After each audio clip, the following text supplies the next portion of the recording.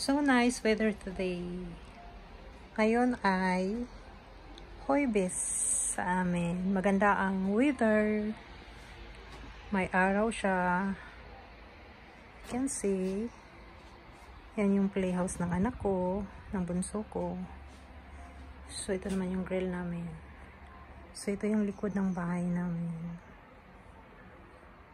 You can see. Trees are changing.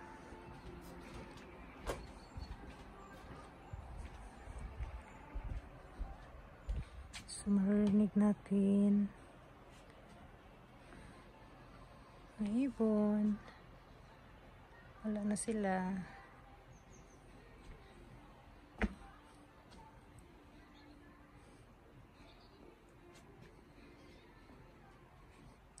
Dito ako nag-relax pag summer. Dito ginanap yung engagement proposal ng pamangkin ko.